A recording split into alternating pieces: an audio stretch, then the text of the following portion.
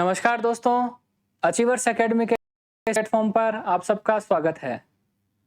दोस्तों, हम केमिस्ट्री का आज 10वां सेट करने जा रहे हैं, जिसमें मैं आपके लिए 20 अच्छे क्वेश्चन लेके आया हूं।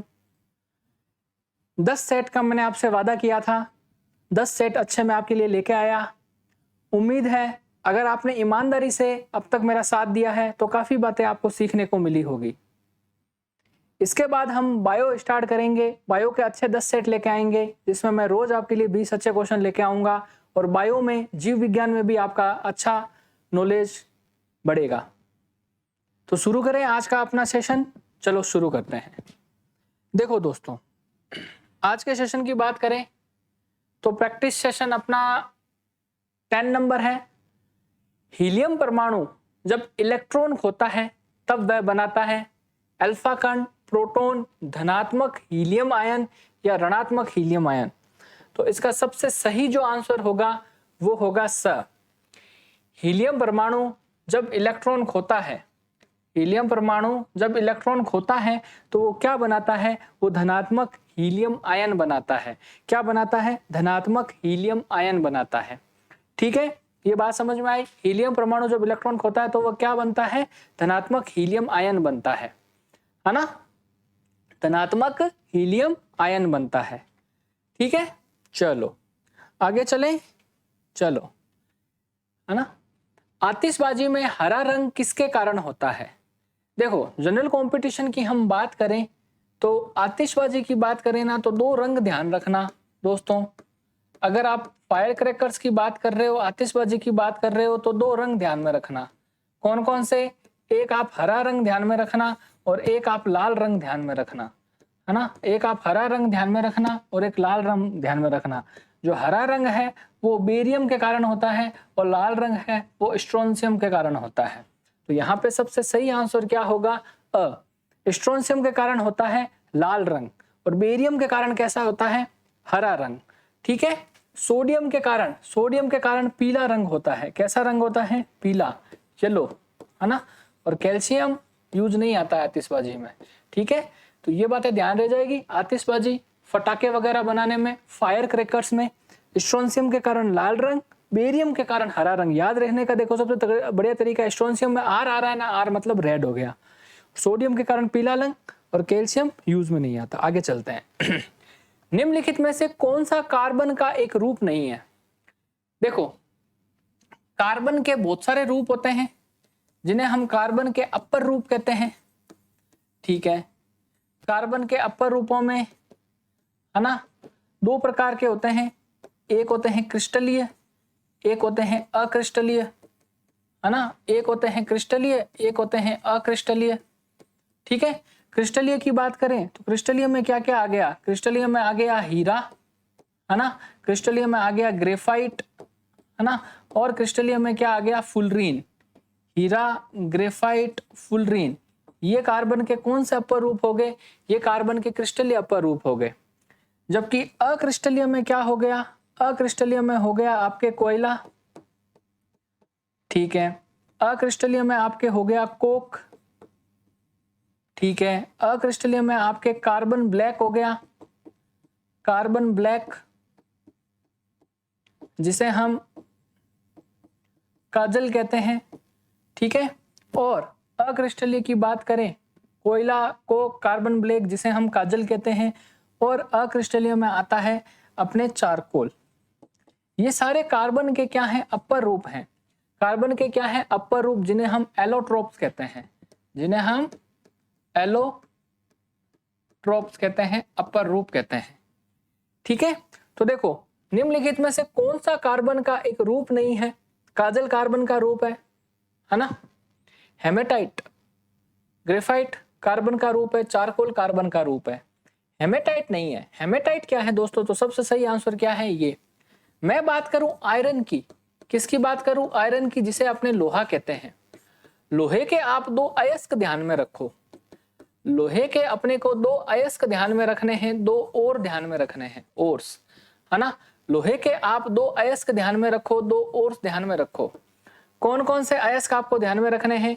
एक ध्यान में रखना है हेमेटाइट, एक ध्यान में रखना है हेमेटाइट, है ना, और एक ध्यान में रखना है मैग्नेटाइट। एक क्या ध्यान में रखना है? मैग्नेटाइट, है ना। एक हेमेटाइट ध्यान में रखना है और एक मैग्नेटाइट ध्यान में रखना है। हेमेटाइट जिसका फॉर्मूला होता है Fe2O3 और मैग्नेटाइट इसका फॉर्मूला होता है Fe3O4, है ना। हेमेटाइट का फॉर्मूला है Fe2O3, मैग्नेटाइट का फॉर्मूला है Fe3O4, है ना। हेमेटाइट, है ना, मैग्नेटाइट, ठीक है। अच्छा, ये जो मैग्नेटाइट है इसे अपने नेचुरल मैग्नेट के नाम से भी जानते हैं। किस नाम से जानते हैं? नेचुरल मैग्नेट, जिसे हम प्राकृतिक चुंबक भी बोलते हैं। इसे आप प्राकृतिक चुंबक भी कहते हो, नेचुरल मैग्नेट भी कहते हो। तो ये बात आपको अच्छे से समझ में आई होगी, है ना। लोहा, लोहे के दो प्रकार के अयस्क, हेमेटाइट और मैग्नेटाइट। हेमेटाइट है Fe2O3 और मैग्नेटाइट है Fe3O4। इसे नेचुरल मैग्नेट, प्राकृतिक चुंबक भी कहते हैं। ये क्वेश्चन समझ में आया अच्छे से? तो हेमाटाइट कार्बन का रूप नहीं है, ये क्या है? लोहे का अयस्क है। इससे अपने लोहा, आयरन प्राप्त कर सकते हैं। चलो अगला देखते हैं, लोहे का शुद्ध रूप क्या होता है? ढलवा लोहा या पिटवा लोहा? देखो, सबसे हाई क्वालिटी का जो लोहा होता है ना, सबसे बढ़िया क्वालिटी का, उच्च कोटि का आप बोल सकते हो लोहा है ना, वो पिटवा लोहा होता है ना। जिसमें कार्बन की जो परसेंटेज होती है, यानी कार्बन की जो अशुद्धियां होती है, कार्बन की अगर मैं अशुद्धि की बात करूं, है ना, कार्बन की मैं अशुद्धि की बात करूं तो इसमें 0.1% से 0.25% तक इसमें क्या होती है? कार्बन की अशुद्धि होती है। किसमें? रोट आयरन में, पिटवे लोहे में, है ना। ये सबसे उच्च कोटि का लोहा माना जाता है। जबकि ढलवा लोहा, जिसे अपने कास्ट आयरन बोलते हैं, जिसे अपने किस नाम से जानते हैं? कास्ट आयरन के नाम से जानते हैं। ये सबसे निम्न कोटि का लोहा है ना। सबसे निम्न कोटि का लोहा है, सबसे निम्न कोटि का लोहा है, सबसे निम्न कोटि का लोहा है। क्यों? क्योंकि इसमें जो कार्बन की जो अशुद्धि है, इसमें जो कार्बन की अशुद्धि है वो कितनी देखने को मिलती है? वो देखने को मिलती है 2 से 5% के आसपास। इतनी कार्बन की अशुद्धि इसमें देखने को मिलती है। कहीं कहीं 1 से 3% भी लिखा होता है। 2 से 5% आप मान के चलो इसमें कार्बन की अशुद्धि देखने को मिलती है। इस्पात जो होता है वो तो होता है स्टील। स्टील को अब इस्पात बोलते हैं। ये तो लोहे में अपने कार्बन मिलाते हैं तो स्टील बन जाता है। और अगर अपने को स्टेनलेस स्टील मिलाना है तो इसमें कॉपर और क्रोमियम और निकल भी मिलाना पड़ेगा। बता रखा है मैंने आपको। क्रोमियम होता है वो स्टील को मजबूती प्रदान करता है ना। और जो निकल होता है, निकल, है ना, निकल वो क्या करता है? निकल स्टील को चमक प्रदान करता है। तो ये कुछ बातें हैं जो आप लोग दिमाग में रखना, काफी बार एग्जाम में पूछी गई है। यहां तक कहानी समझ में आई? आगे चले, चलो। स्याही किससे बनाई जाती है? स्याही की बात करें, स्याही की बात करें तो लास्ट क्वेश्चन का आपको आंसर पता चला, है ना। लोहे का शुद्धतम रूप कौन सा है? पिटवा लोहा। पिटवा लोहा करोगे आप, रोट आयरन करोगे, है ना। चलो, स्याही किससे बनाई जाती है? तो ध्यान रखना, रंजक, डाई से स्याही नहीं बनती है। स्टार्च कार्बोहाइड्रेट होता है, इससे स्याही नहीं बनती है। रबड़ छीट, लेटेक्स, इससे स्याही नहीं बनती है। इससे तो प्राकृतिक रबड़ प्राप्त किया जाता है। और प्राकृतिक रबड़ किसको कहते हैं? आइसोप्रीन को कहते हैं। बताया मैंने आपको, प्राकृतिक रबड़ किसको कहा जाता है? आइसोप्रीन को अपने क्या कहते हैं? प्राकृतिक रबड़ बोलते हैं। तो जो स्याही है वो किसकी बनाई जाती है? टेनिन की बनाई जाती है। किसकी बनाते हैं? टेनिन की। याद रह जाएगा आपको, टेनिन की हम क्या बनाते हैं? स्याही बनाते हैं, स्याही बनाते हैं। चलो आगे चले, चलो। कठोर स्टील में होता है, कठोर स्टील में होता है। तो जो कठोर स्टील होता है उसमें अगर यहाँ परसेंटेज देखा जाए तो सबसे सही आंसर होगा 0.5 से 1.5% तक कार्बन। स्टील में हम 1.5% तक कार्बन मिलाते हैं, तो 1.5% तक तो आंसर यही है। तो ये सबसे सही आंसर है, ठीक है। स्टील जो होता है आपको पता ही है, Fe+ कार्बन होता है, कार्बन, है ना, 1.5% तक मिलाया जाता है। इसमें क्रोमियम और निकल भी मिला देते हैं। निकल चमक प्रदान करता है, क्रोमियम मजबूती प्रदान करता है। ऐसे स्टील को हम स्टेनलेस स्टील भी कहते हैं। चलो 7वां, निम्नलिखित में से किनको पेंसिलों में प्रयुक्त किया जाता है? ग्रेफाइट, सल्फर, फॉस्फोरस या चारकोल, है ना। तो कार्बन का एक अपर रूप होता है ग्रेफाइट, है ना। इसको पेंसिल में प्रयुक्त करते हैं हम। किसमें प्रयुक्त करते हैं? पेंसिल में प्रयुक्त करते हैं। एक क्वेश्चन आता है, पेंसिल को लेड पेंसिल कहा जाता है। पेंसिल को हम किस नाम से जानते हैं? लेड पेंसिल के नाम से जानते हैं। तो बताइए पेंसिल में लेड की परसेंटेज, लेड मतलब शीशा, शीशा जो होता है उसकी प्रतिशतता कितनी होती है? तो उस समय अपने को आंसर देना होता है 0%, है ना। निम्नलिखित में से किसको पेंसिलों में प्रयुक्त किया जाता है? ग्रेफाइट को, है ना। पेंसिल को हम लेड पेंसिल के नाम से जानते हैं। लेड पेंसिल में लेड शीशा होता है वो 0% होता है। क्यों? क्योंकि शीशे नाम की कोई चीज नहीं होती, उसके अंदर जो लिखने वाला पार्ट होता है वो ग्रेफाइट होता है, ग्रेफाइट। सल्फर नहीं होता है, फॉस्फोरस नहीं होता है, चारकोल नहीं होता है। तो सबसे सही आंसर कौन सा हो गया? अ ग्रेफाइट। ये क्वेश्चन एक बार भी पहले आया था, बहुत इंपॉर्टेंट क्वेश्चन है, जिसमें ये क्वेश्चन कई बार पूछा गया, लेड पेंसिल में लेड की परसेंटेज कितनी होती है? आंसर क्या देना होता है? 0%, है ना। शीशे जैसी चमक होती है। चलो, किस अधातु में धात्विक चमक पाई जाती है? ऐसी कौन सी अधातु है जिसमें चमक पाई जाती है? इस क्वेश्चन का मतलब ये है, ग्रेफाइट एक अधातु है, आयोडीन एक अधातु है ना। इन दोनों में क्या पाई जाती है? चमक पाई जाती है। तो सबसे सही आंसर कौन सा हो गया? ये दोनों। देखो, ग्रेफाइट, फॉस्फोरस और आयोडीन, आयोडीन में भी क्या होती है? चमक पाई जाती है। आयोडीन भी किस में आती है? अधातु में आती है। तो ग्रेफाइट, आयोडीन, है ना, आपके फॉस्फोरस, आयोडीन तो है ही है इसमें, एक फॉस्फोरस ध्यान में रख लेना, फॉस्फोरस, है ना। फॉस्फोरस में भी क्या पाई जाती है? चमक पाई जाती है। सफेद फॉस्फोरस होता है, व्हाइट फॉस्फोरस, चमक पाई जाती है। तो ग्रेफाइट, आयोडीन, फॉस्फोरस ये अधातुएं हैं, नॉन मेटल्स हैं, यानी ये विद्युत धारा व ऊष्मा का चालन नहीं करती है ना। और अधातुओं का एक गुण होता है कि ये इलेक्ट्रॉन को ग्रहण करके ऋण आयन बनाती है। क्या बनाती है? नेगेटिव आयन बनाती है। तो यहाँ पे सबसे सही आंसर होगा स, उपरोक्त दोनों अ और ब। चलो, 9 नंबर क्वेश्चन, निम्नलिखित में से किस कच्चे माल के द्वारा रेयोन बनाया जाता है? रेयोन क्या होता है दोस्तों? पहले तो ये पता होना चाहिए अपने को, रेयोन एक रेशा होता है ना, रेशा, जिसे अपने फाइबर कहते हैं, जिसे अपने क्या बोलते हैं? फाइबर। और फाइबर क्या होता है? फाइबर एक, है ना, एक लंबी धागेनुमा क्या है? एक लंबी धागेनुमा क्या है? संरचना है। फाइबर रेशा है, वो एक लंबी धागेनुमा संरचना होती है। ठीक है, ठीक है। रेशा 3 प्रकार का होता है। एक होता है प्राकृतिक रेशा, है ना, एक होता है प्राकृतिक रेशा, प्राकृतिक नेचुरल फाइबर, प्राकृतिक रेशा।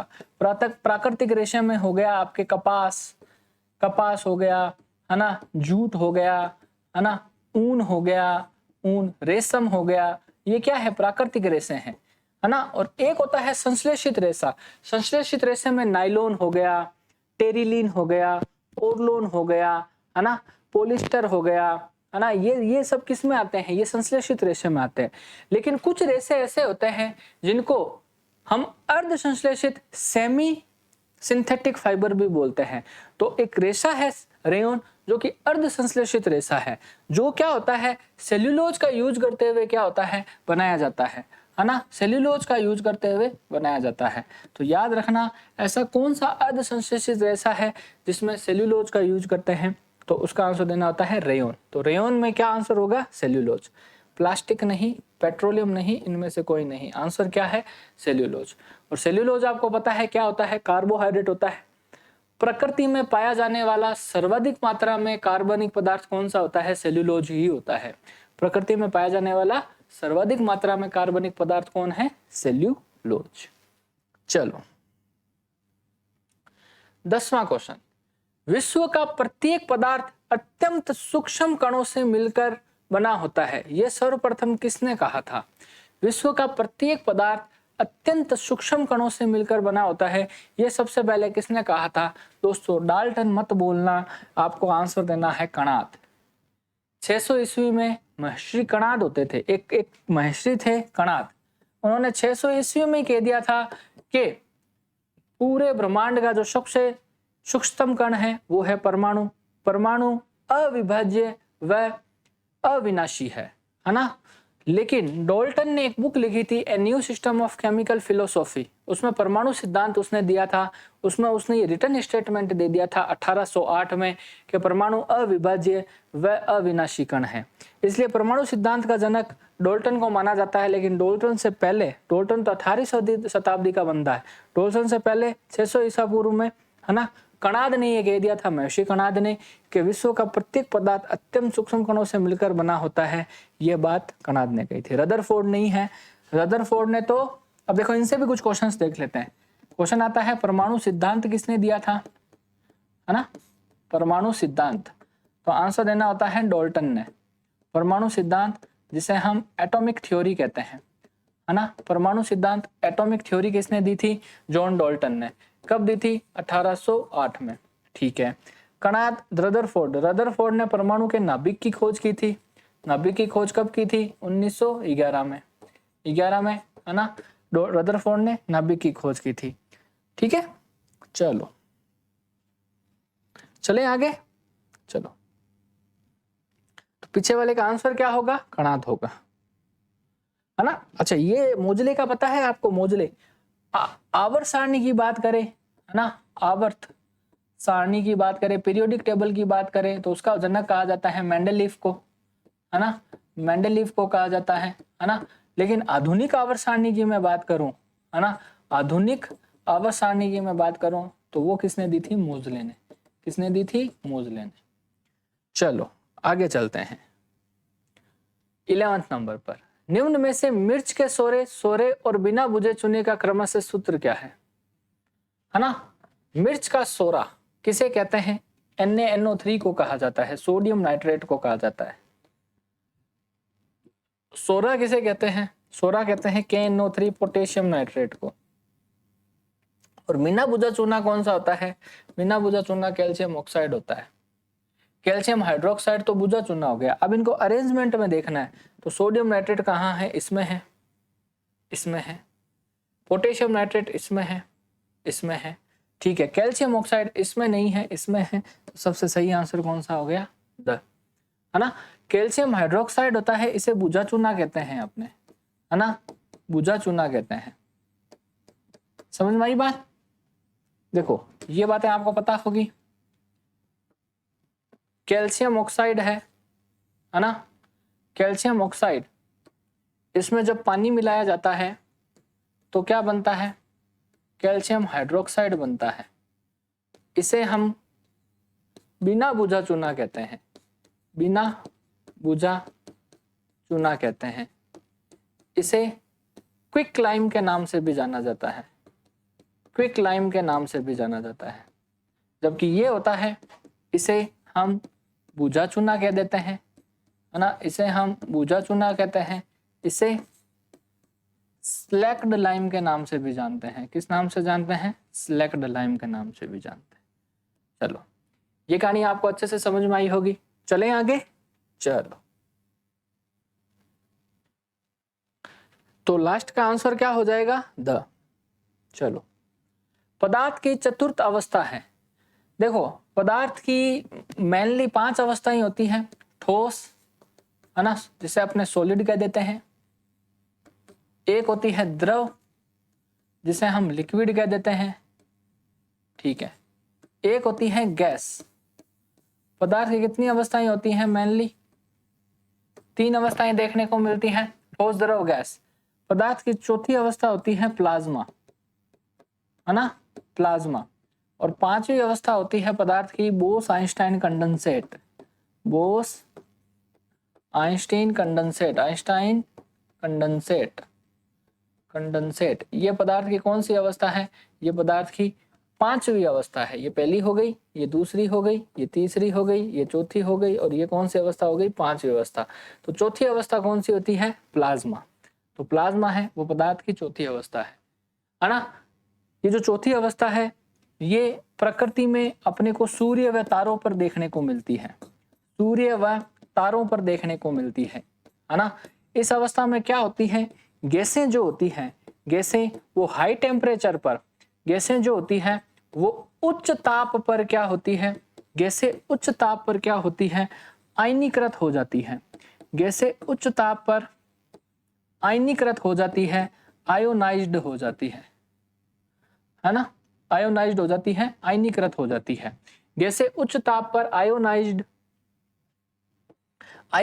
आयनीकृत हो जाती है। ठीक है, जैसे आप देखते हो कि कुछ अपने धार्मिक सीरियल देखते हैं तो भगवान वगैरह प्रकट होते हैं, तो उस समय उनके आसपास जो गैसीय वातावरण होता है ना, वही एक प्रकार का क्या है, वही एक प्रकार की प्लाज्मा स्टेट है ना। फ्लोरोसेंट ट्यूबलाइट, जो पहले की ट्यूबलाइट आती थी जिसमें ऑर्गन और मरकरी की वाष्प भरी जाती थी, उसमें भी लगभग जो स्टेट होती थी वो प्लाज्मा होती थी, लेकिन प्रकृति में ये पाई जाती है ना, नेचुरली अपने को नहीं दिखेगी। मतलब ये अपने को पृथ्वी पे नहीं, प्रकृति में सूर्य पे, तारों पे देखने को ये मिलती है। एक क्वेश्चन बनता है यहाँ पर, प्रकृति में पाई जाने वाली कितनी अवस्थाएं हैं, तो आपको 4 आंसर देना है, ठोस, द्रव, गैस और प्लाज्मा। बोस-आइंस्टाइन कंडेंसेट नेचर में नहीं पाई जाती है, प्रकृति में नहीं पाई जाती है, इसको लैब में प्रिपेयर किया जाता है ना, लैब में तैयार किया जाता है। चलो, शुष्क सेल की धनात्मक छड़ होती है। ड्राई सेल की बात करें तो आपको पता है शुष्क सेल की धनात्मक छड़ कौन सी होती है, ग्रेफाइट होती है ना। ग्रेफाइट की जो छड़ होती है वो एनोड की तरह काम करती है ना। शुष्क सेल, ऐसे ड्राई सेल होता है जिसमें है ना जिंक का पात्र लिया जाता है, और जिंक का पात्र होता है वो कैथोड की तरह काम करता है। किसकी तरह काम करता है, कैथोड की तरह, है ना। इसमें एक रोड ली जाती है, इसमें एक रोड ली जाती है, ये रोड होती है, ये धनात्मक रोड होती है, जो किसकी तरह काम करती है, एनोड की तरह काम करती है। किसकी तरह काम करती है, एनोड की तरह काम करती है ना। शुष्क सेल की जो धनात्मक छड़ होती है वो किसकी तरह काम करती है, वो एनोड की तरह काम करती है, और वो होती है ग्रेफाइट की, है ना। फिर इसमें अपने कुछ इलेक्ट्रोलाइट मिला देते हैं, जैसे अमोनियम क्लोराइड वगैरह, और शुष्क सेल तैयार किया जाता है। तांबे की नहीं होती है, जस्ते की तो क्या होती है, ऋणात्मक छड़ होती है, ऋणात्मक होती है। पीतल की भी नहीं होती है, तो आंसर होगा ग्रेफाइट। चलो, बालों की ब्लीचिंग में प्रयुक्त होता है सल्फ्यूरिक अम्ल, गलत। ऑक्जेलिक अम्ल, गलत। हाइड्रोजन पेरोक्साइड, बिल्कुल। हाइड्रोजन पेरोक्साइड H2O2 जो है वो बालों की ब्लीचिंग में प्रयुक्त होता है, ये गलत है ना। ऑक्जेलिक अम्ल होता है वो किसमें पाया जाता है, टमाटर वगैरह में ऑक्जेलिक अम्ल पाया जाता है, स्याही के धब्बे हटाने में ऑक्जेलिक अम्ल का यूज करते हैं। सल्फ्यूरिक एसिड होता है, उसे हम अम्लों का राजा बोलते हैं, है ना। कशिश का तेल, ऑयल ऑफ विट्रियोल वगैरह के नाम से जानते हैं। चले आगे, चलो 15, रिचार्जेबल सेल में सेल के भीतर किस प्रकार का ऊर्जा का भंडारण होता है ना। रिचार्जेबल सेल, जैसे कैमरे वगैरह में जो सेल होते हैं वो रिचार्जेबल सेल होते हैं, मोबाइल में सेल है वो रिचार्जेबल सेल है, यानी आप इनको यूज करने के बाद में वापस चार्ज कर सकते हो। ऐसे सेल को हम रिचार्जेबल सेल बोलते हैं। और रिचार्जेबल सेल में जो ऊर्जा का भंडारण होता है वो रासायनिक ऊर्जा के रूप में होता है। तो रिचार्जर सेल में सेल के भीतर किस प्रकार ऊर्जा भंडारित होती है, विद्युत ऊर्जा, स्थितिज ऊर्जा, रासायनिक ऊर्जा या गतिज ऊर्जा। तो विद्युत ऊर्जा नहीं है, स्थितिज ऊर्जा नहीं है, गतिज ऊर्जा नहीं है, कौन सी ऊर्जा होती है, और रासायनिक ऊर्जा होती है, जिसे अपने कहते हैं केमिकल एनर्जी, जिसे हम क्या बोलते हैं, केमिकल एनर्जी कहते हैं। ठीक है, रासायनिक ऊर्जा। रिचार्जेबल सेल में सेल के भीतर किस प्रकार की ऊर्जा भंडारित होती है, रासायनिक ऊर्जा, केमिकल एनर्जी। चलो, ठोस कपूर से कपूर वाष्प बनने की प्रक्रिया को कहते हैं, ठोस कपूर से कपूर वाष्प बनने की प्रक्रिया को कहते हैं वाष्पीकरण, हिमीकरण, पिघलना या उर्ध्वपातन। तो ठोस कपूर से कपूर वाष्प बनने की प्रक्रिया को अपने बोलते हैं उर्ध्वपातन, है ना, उर्ध्वपातन, जिसे अपने सब्लिमेशन बोलते हैं। क्वेश्चन मैं कितनी बार ही करवा चुका हूं दोस्तों। ठोस का सीधा गैस में बदलना क्या कहलाता है, उर्ध्वपातन, और कपूर होता है वो उर्ध्वपातन शो करता है। इसमें अब ज्यादा समय नहीं लेंगे।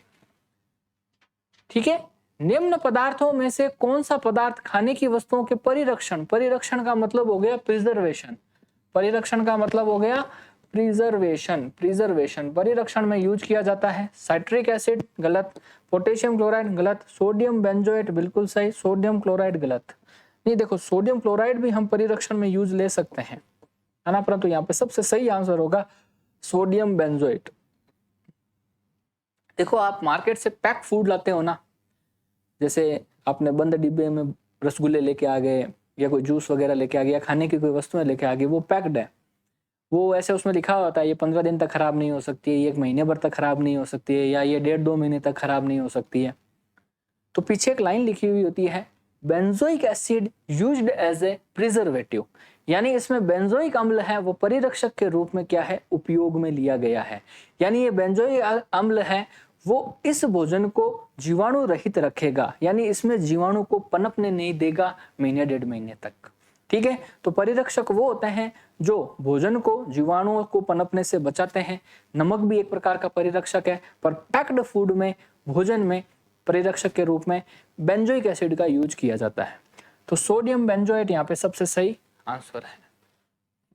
ठीक है, सोडियम क्लोराइड भी हो सकता है, नमक भी हो सकता है, सोडियम बेंजोएट आप याद रखना। चलो चले, है ना। सोडियम बेंजोएट की जगह अगर बेंजोइक एसिड लिखा हुआ आ जाता ना तो वो और सही आंसर होता, बेंजोइक एसिड, बेंजोइक अम्ल। चलो, बुलेट प्रूफ जैकेट के निर्माण में किस बहुलक पदार्थ का उपयोग किया जाता है? नायलॉन नहीं, है ना, रेयन नहीं, केवल नहीं है दोस्तों, यहाँ पे है, यहाँ पर होना चाहिए था केवलर। प्रोडक्ट होता है केवलर, है ना, वो होता है, वो बुलेट प्रूफ जैकेट बनाने में अपने यूज में लेते हैं। समझ में आई बात? तो स में आप सही करेक्शन कर लेना, केवलर। चलो आगे चलते हैं। गैसोहोल है एथिल एल्कोहल प्लस पेट्रोल, है ना, तो गैसोहोल होता है एथिल एल्कोहल प्लस पेट्रोल होता है। एथिल एल्कोहल प्लस, है ना, पेट्रोल को हम गैसोहोल कहते हैं, है ना, गैसोहोल। पेट्रोल में एथिल एल्कोहल की मात्रा होती है, तो ऐसे ईंधन को हम गैसोहोल के नाम से जानते हैं। किस नाम से जानते हैं? गैसोहोल। प्राकृतिक गैस एथिल एल्कोहल नहीं होता है, एल्कोहल में विलेय कोई गैस नहीं, एथिल एल्कोहल प्लस मिट्टी नहीं, एथिल एल्कोहल प्लस पेट्रोल। शीतलीकरण में निम्नलिखित में कौन सा तत्व ऑक्साइड है? तो उस समय आंसर देना होता है नाइट्रोजन। देखो, एक वर्ड आता है द्रव नाइट्रोजन, है ना, द्रव नाइट्रोजन, जिसे हम लिक्विड नाइट्रोजन के नाम से भी जानते हैं, है ना, जिसे हम लिक्विड नाइट्रोजन के नाम से भी जानते हैं, है ना, द्रव नाइट्रोजन, जिसे हम लिक्विड नाइट्रोजन के नाम से भी जानते हैं, है ना। लिक्विड नाइट्रोजन का जो मिनिमम टेम्परेचर होता है वो 197 डिग्री सेंटीग्रेड होता है। इसका जो यूज होता है ना, नाइट्रोजन गैस का यूज टायरों में यूज किया जाता है, और ये जो द्रव नाइट्रोजन होता है ना, वीर्य बैंक में, है ना, सॉरी, वीर्य को सुरक्षित रखने में इसका यूज करते हैं अपने, है ना, क्रायो परीक्षण में, क्रायो परिरक्षण में भी इसका यूज किया जाता है ना, द्रव नाइट्रोजन। ठीक है, तो शीतली कूलेंट में भी लिक्विड नाइट्रोजन यूज करते हैं, है ना। बड़ा सेटअप होता है जहाँ पे कंप्यूटर्स वगैरह की मात्रा ज्यादा है ना, सीपीयू वगैरह, तो हीट बहुत ज्यादा प्रोड्यूस हो जाती है, तो कूलेंट के रूप में हम लिक्विड नाइट्रोजन का भी यूज कर सकते हैं, है ना। चिप्स के पैकेट में भी नाइट्रोजन गैस भरी जाती है ताकि उन चिप्स का ऑक्सीडेशन नहीं हो, है ना। डांस स्टेज पर धुआं करने के लिए हम लिक्विड नाइट्रोजन का यूज करते हैं, तो लिक्विड नाइट्रोजन का बहुत यूज है। तो यहां तक कहानी दोस्तों आपको समझ में आई होगी। ये अपने सेशन थे कौन से? केमिस्ट्री के। केमिस्ट्री के 20 सेट किए। हर सेट की जिस दिन मैंने पढ़ाया है उस दिन की पीडीएफ अचीवर्स एकेडमी के टेलीग्राम चैनल पर मैंने जरूर डाली है ना। आपको ये सारी पीडीएफ अचीवर्स एकेडमी के टेलीग्राम चैनल पे मिल जाएगी, है ना। आप अचीवर्स एकेडमी के टेलीग्राम चैनल को ज्वाइन कीजिए, वहां से ये पीडीएफ प्राप्त कीजिए। पीडीएफ में मैंने आंसर नहीं लगाए हैं, इसलिए नहीं लगाए हैं, आप सेशन देख लो, सेशन देखने के बाद में उससे आप प्रैक्टिस कीजिए, तो शायद आपकी प्रैक्टिस हो जाएगी, है ना, याद हो जाएंगे कहाँ इसका आंसर ये, इसका आंसर ये, इसका आंसर ये है। तो पीडीएफ आप डेली प्राप्त कर सकते हो। नेक्स्ट जो सेशन अपना रहेगा वो रहेगा बायोलॉजी का। अब 10 सेट में आपके लिए अच्छे बायो के लेके आऊँगा। उम्मीद है आपको मजा आया होगा केमिस्ट्री के सेशन में। बायो, फिजिक्स, फिर अपने और कुछ मजेदार, है ना, प्लान करेंगे जो आपके नॉलेज के लिए इम्प्रूवमेंट लाएगा। यहाँ तक कहानी आपको समझ में आई। आज के लिए इतना ही दोस्तों। जय हिंद, जय भारत।